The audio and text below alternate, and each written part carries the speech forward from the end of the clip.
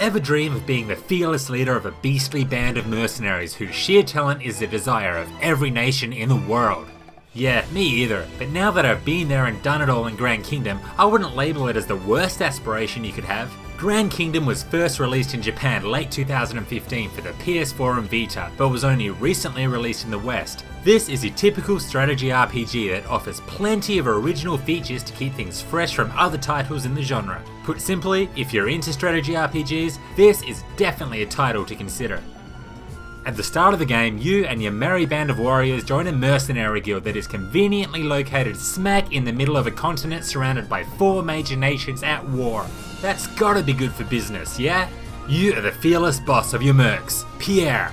I'm sorry, but Pierre? This is probably the least intimidating name they could have possibly chosen. Sorry to all you Pierres out there, I'm sure you all excel in what you do, so long as it isn't a merc leader or an MMA fighter or something tough like that. The Iron Bull, now that would be a good name. As the leader, you don't really do much. Your alcoholic commander Flint doesn't seem to actually give you the choice in anything. He drives the story and seems to be happy enough as long as he can get wasted after each mission. What we need right now is a drink. Guide us to the tavern.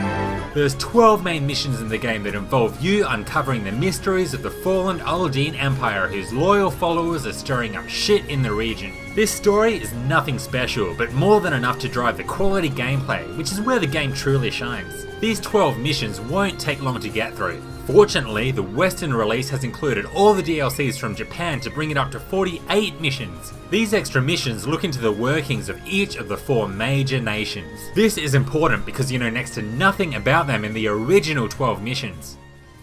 Once you, the mighty Pierre, and your merry band of mercs join the guild, you are swamped with loads of tutorials and even more additional features that aren't really explained at all.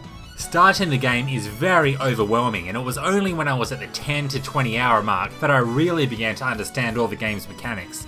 Each mission puts you in a board game like environment. You have a specific number of turns to complete your objective, which is usually just to reach a checkpoint. All of the blockades, the different paths, and the enemies wandering around the place creates a pretty awesome system, even if the step counter never once put pressure on my actions. Put simply, you're just given way too long to complete things. It makes me wonder why there's even a counter at all.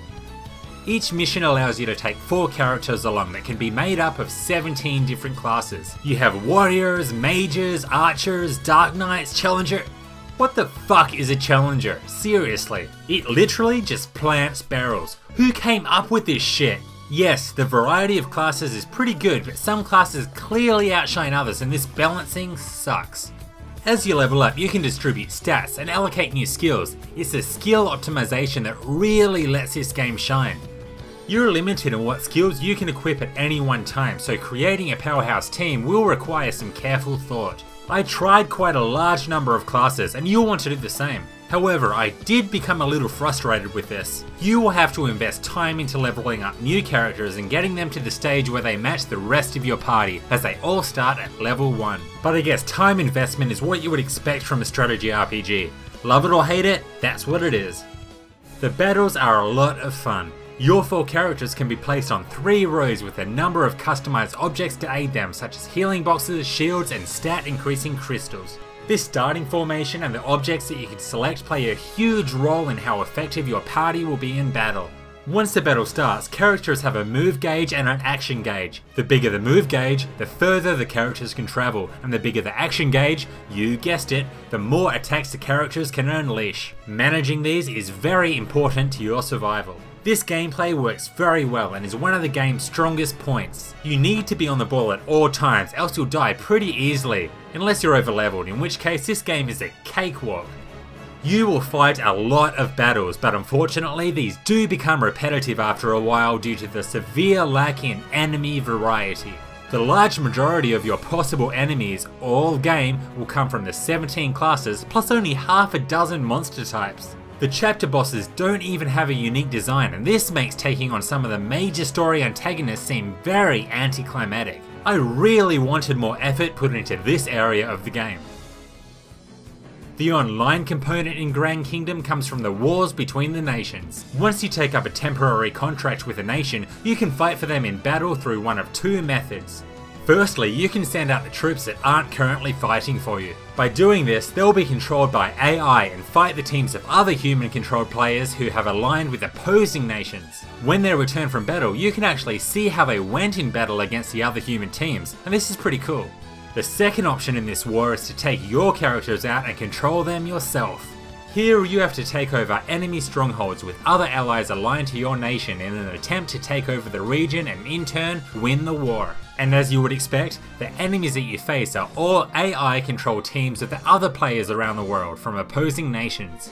There is a lot going on here and I seriously question what I have ever done to assist my nation. Everything I do seems pointless. For instance, if I win 10 battles in a row, the fortress that I'm attacking still seems to get more powerful. Where's the reward? What's the point? In fact, at the end of the day, the same nation always seems to win as they have the majority of players aligned to them.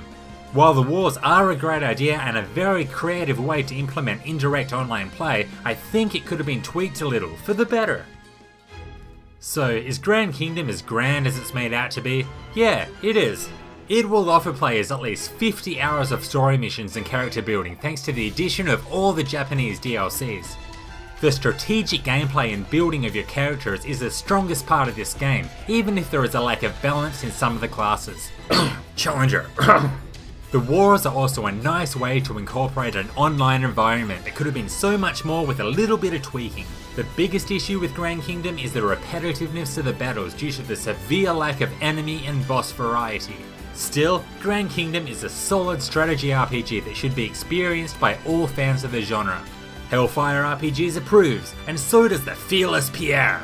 I know what you're thinking, why didn't I name him something else? I just figured that if Pierre could do it, anyone could. And I guarantee that a large majority of this video's dislikes are going to come from France. Funny that. This was Hellfire RPGs, thanks for watching. Like and subscribe for more RPG content. See you next time.